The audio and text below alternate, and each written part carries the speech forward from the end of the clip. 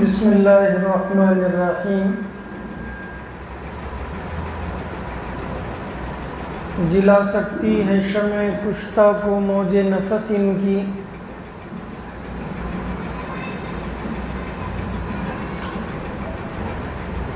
جلا سکتی ہے شمع کشتہ کو موج نفس ان کی۔ الہی کیا چھپا ہوتا ہے اہل دل کے سینوں میں، نہ پوچھ ان خرقہ پوشوں کی ارادت ہو تو دیکھ ان کو، ید بیضا لیے بیٹھے ہیں اپنی آستینوں میں۔ تمنا درد دل کی ہے تو کر خدمت فقیروں کی، تمنا درد دل کی ہے تو کر خدمت فقیروں کی۔ نہیں ملتا ہے یہ گوہر بادشاہوں کے خزینوں میں۔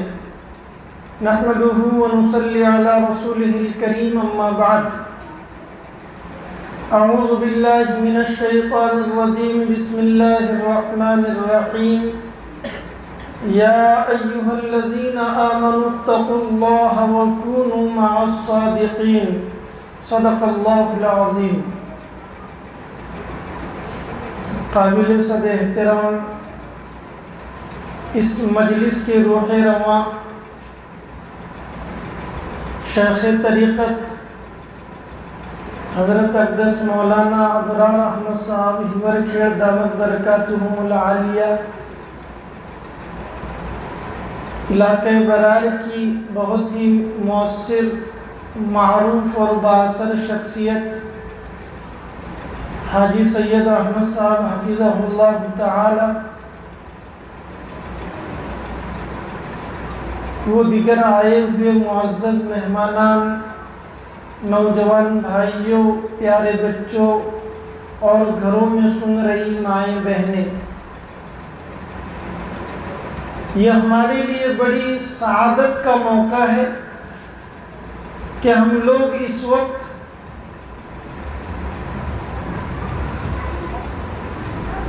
مجلس ذکر کی مناسبت سے جمع ہے،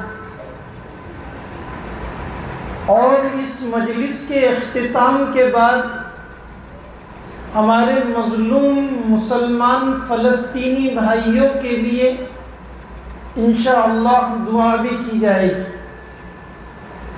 حدیث مبارکہ میں اس مجلس کے اوپر اللہ تبارک و تعالی کی جانب سے حضور اکرم صلی اللہ تعالی علیہ وسلم کی معرفت، انعامات کے وعدے کیے گئے۔ فرمایا حضور اکرم صلی اللہ تعالی علیہ وسلم نے، مجتمع قوم فی بیت من بیوت اللہ یذکرون اللہ، جب لوگ اللہ کے ذکر کے لیے جمع ہوتے ہیں تو اللہ تبارک و تعالیٰ انہیں 4 انعامات دیتے ہیں۔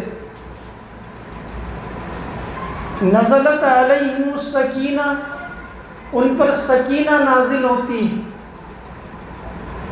وغشیتہم الرحمہ، اور رحمت ان کو ڈھانپ لیتی ہے۔ وحفتہم الملائکہ، اور ملائکہ ایسی مجلسوں کو گھیر لیتے ہیں۔ اور چوتھا انعام ذکر فرمایا کہ اللہ تبارک و تعالیٰ ان ذاکرین کا تذکرہ آسمان میں فرشتوں کے سامنے فرماتے۔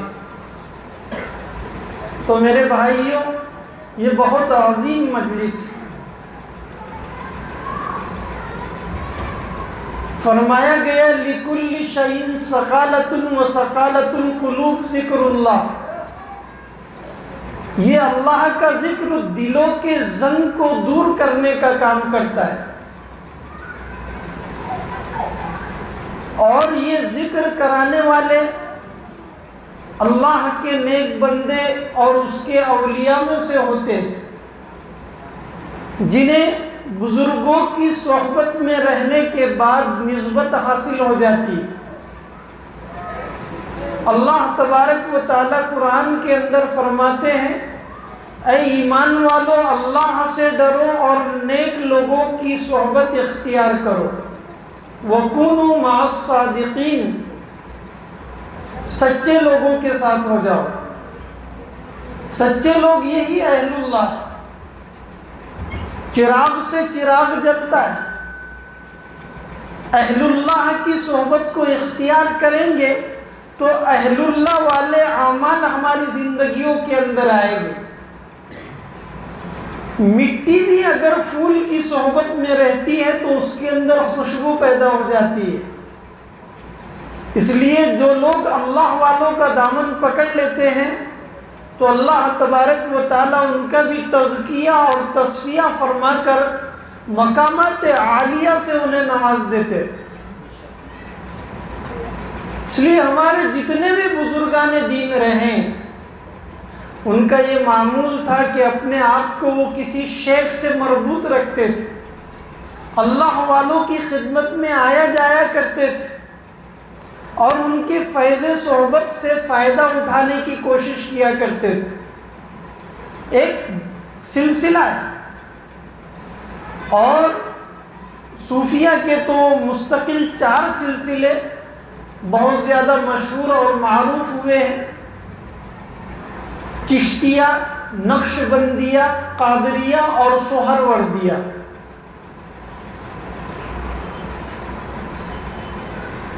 تو جو اللہ تبارک و تعالیٰ کا قرب اور اس کی معرفت حاصل کرنا چاہتا ہے وہ اللہ والوں سے اپنے آپ کو وابستہ کر لیتا ہے۔ آپ نے نام سنا ہوگا امام فخر الدین رازی رحمۃ اللہ علیہ کا۔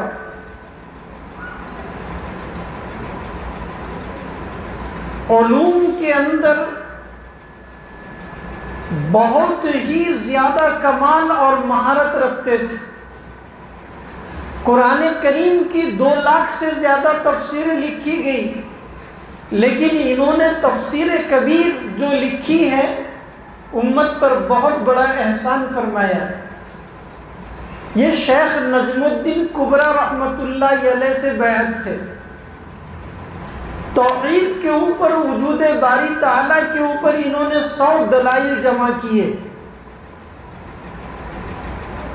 جب ان کا انتقال کا وقت قریب آیا تو شیطان تو انسان کا کھلا ہوا دشمن ہے،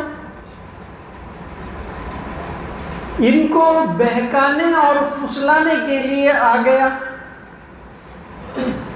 اور اللہ تبارک و تعالیٰ فرماتے ہیں ان الشیطان لکم عدو مبین، شیطان تمہارا کھلا ہوا دشمن ہے، فاتخذوہ عدوا، تم بھی اسے دشمن ہی سمجھو، ہمارا بہت بڑا دشمن ہے۔ اس کی کوشش یہی ہوتی ہے کہ ایمان والے کا ایمان سلب کر لیا جائے اور یہ ارتداد پر، کفر کی موت پر، اللہ کے انکار کی موت پر دنیا سے جائے۔ تو امام رازی رحمۃ اللہ علیہ سے یہ کہنے لگا کہ تم نے ساری زندگی اللہ تبارک و تعالیٰ کی عبادت کی ہے، کیا تم نے اللہ تبارک و تعالیٰ کو پہچانا ہے؟ تو امام رازی رحمۃ اللہ علیہ نے فرمایا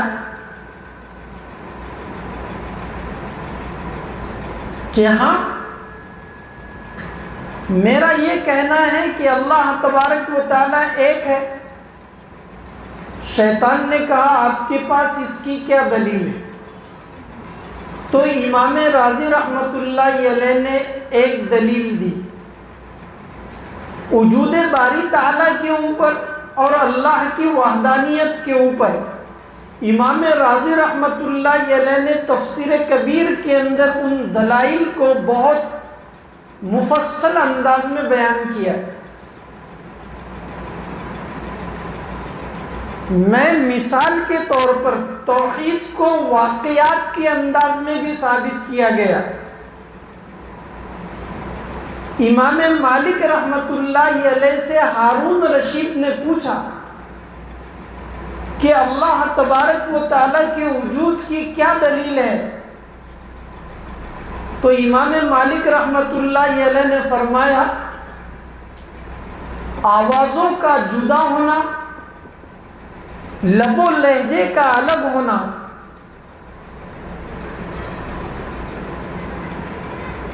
اور زبانوں کا مختلف ہونا بتاتا ہے کہ اللہ تبارک و تعالیٰ کی ذات عالی ہے۔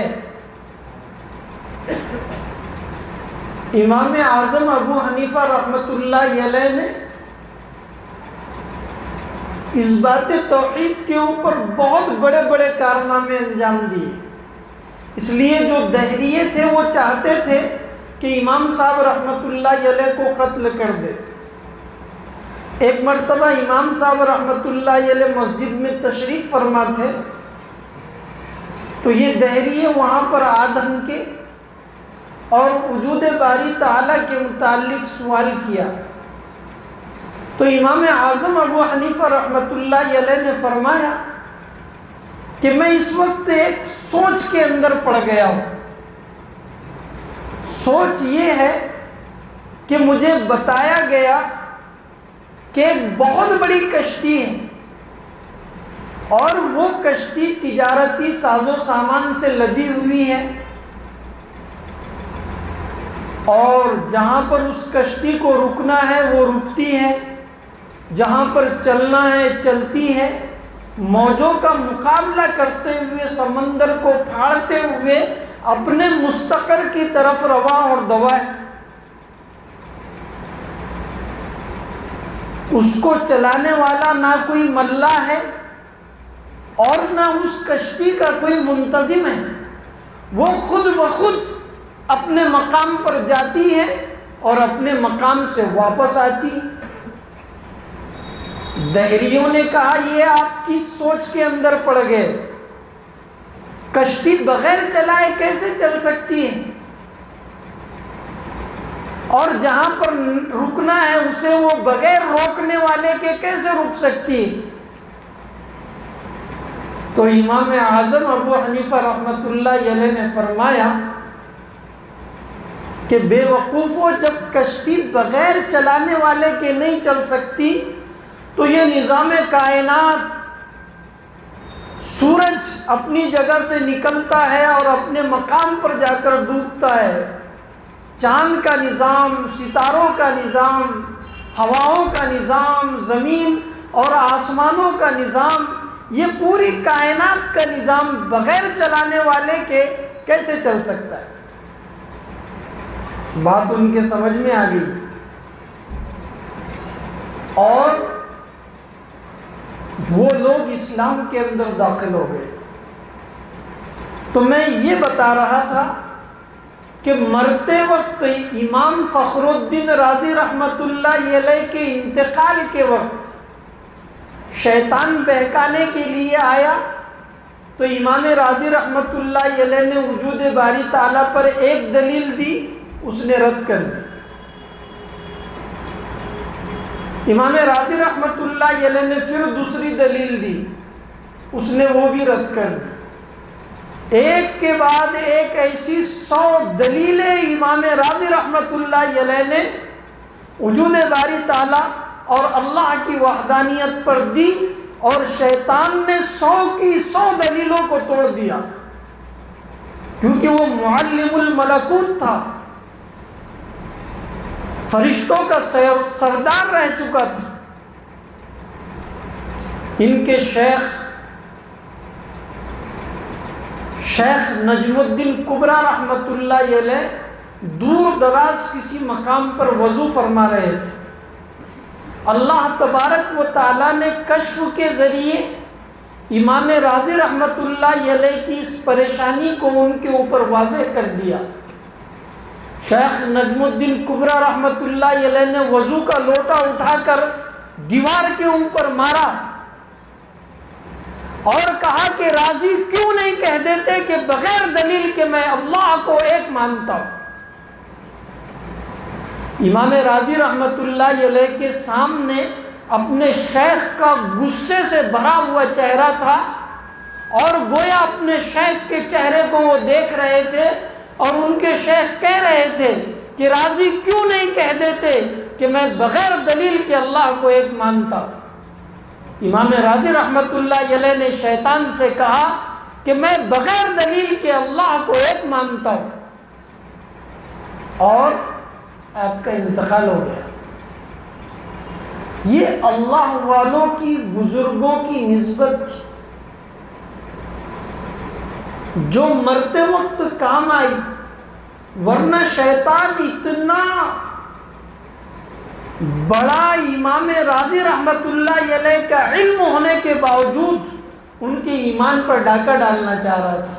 اللہ ہم سب کی حفاظت فرمائے، ہم تمام کا خاتمہ اللہ تبارک و تعالی ایمان پر فرمائے، کلمے والی موت اللہ تبارک و تعالی ہمیں عطا فرمائے، اور بزرگوں کی صحبت سے اللہ تبارک و تعالی ہمیں فائدہ اٹھانے والا بنائے۔